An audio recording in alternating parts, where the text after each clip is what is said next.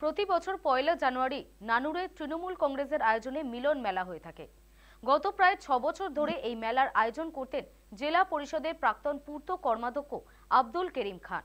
প্রতি বছর মিলন মেলার উদ্বোধনী অনুষ্ঠানে হাজির থাকতেন বীরভূমের দোর্দণ্ড প্রতাপ তৃণমূল নেতা অনুব্রত মণ্ডল। সেখানে তাকে দেওয়া হতো বিশেষ উপহার, কখনো রূপোর মুকুট, আবার কখনো রূপোর তরবারি।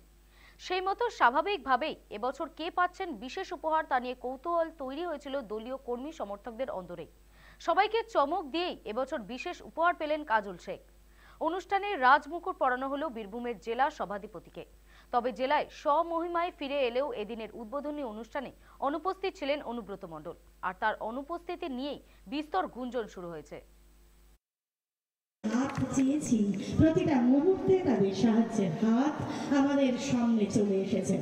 তারা যতই বলছিলাম বিভিন্ন জায়গায় তৃণমূল কংগ্রেসের প্রতিষ্ঠা দিবস শুধু এখানে নয়, সারা বাংলার প্রত্যেকটি ব্লকে, প্রত্যেকটি মিউনিসিপ্যালিটি এরিয়ায় আমাদের তৃণমূল কংগ্রেসের পতাকা উত্তোলন হচ্ছে এবং পদযাত্রার মাধ্যমে সভা সমিতি করে আজকে তৃণমূল কংগ্রেস প্রতিষ্ঠা দিবস যেহেতু সে দিনটাকে আমরা উদযাপন করছি।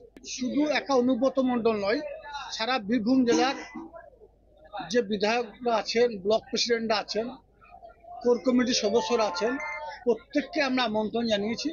কিন্তু যেহেতু সকলে নিজের যে এরিয়া নিয়ে ব্যস্ত আছে তাই আসতে পারেনি, কিন্তু হয়তো আজকে বিকাল বা কাল থেকে সবাই আসা শুরু করে। মিলন মেলায় এটাই বলবো যে আমাদের মাননীয় মুখ্যমন্ত্রী মাননীয় মমতা বন্দ্যোপাধ্যায় তিনি যে কথা দিয়েছিলেন তিনি কথা রেখেছেন। তিনি বলেছিলেন বাংলার বুকে কাটাকাটি খুনোখুনি রাহাজানি বন্ধ করব, তিনি বন্ধ করেছেন। তিনি বলেছিলেন বাংলার বুকে উন্নয়নের জোয়ার বইয়ে দেবো, তিনি উন্নয়নের মাধ্যমে মানুষের মনের মণিকোটায় পৌঁছে গেছেন। এখনো পর্যন্ত এই বাসাপাড়া মিলন মেলাতে 700-র উপর স্টল হয়েছে এবং এই এরিয়ার মানুষ প্রত্যেক দিন 50 থেকে 60,000 মানুষের জনসমাগম হয়। শুধু নানুর বিধানসভা নয়, পার্শ্ববর্তী যে বিধানসভাগুলো আছে সেরা মানুষ এখানে আসে এবং এই মিলন মেলায় অংশগ্রহণ করে। এখানে জাতি ধর্ম মতামত নির্বিশেষে সকল সম্পদে মানুষের একটা মিলন ক্ষেত্র তৈরি হয়। 7 দিন ধরে বিভিন্ন ধরনের সাংস্কৃতিক অনুষ্ঠান চলবে।